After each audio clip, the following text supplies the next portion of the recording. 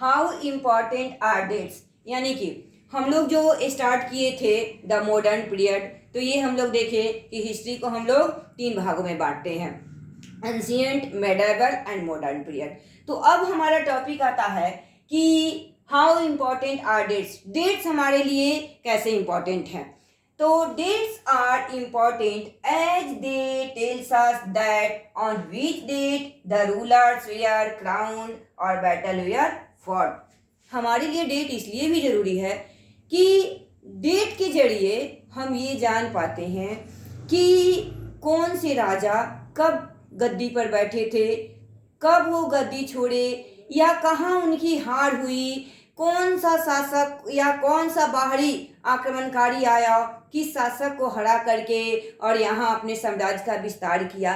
तो ये सारे चीज़ को हम कैसे जानते हैं, तो डेट के थ्रू हम जानते हैं। जैसे मान लीजिए हम एंशिएंट पीरियड ही पढ़े हैं, तो उस पीरियड में घुमंतु जीवन से लोग बढ़ते गए, तो जनपद बसा, महाजनपद बसा, मगध साम्राज्य, तो कब मगध साम्राज्य बसा, कब लोग नर्मदा नदी के किनारे बसना शुरू किए, तो ये सब चीज़ हम लोग ऐसे कैसे जान सकते हैं, तो ये एक डेट के जरिए हम ये जानते हैं। जैसे कि हम लोग एग्जाम्पल के रूप में अगर लें तो हम ये देखते हैं कि जो पानीपत की पहली लड़ाई हुई तो कब हुई, तो 1526 ईस्वी में हुई।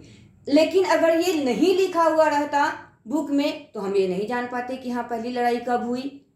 तो इस तरीके से डेट इंपॉर्टेंट है। मान लीजिए सबसे अच्छा एग्जांपल हम ये लेते हैं, हमारा देश कब आज़ाद हुआ।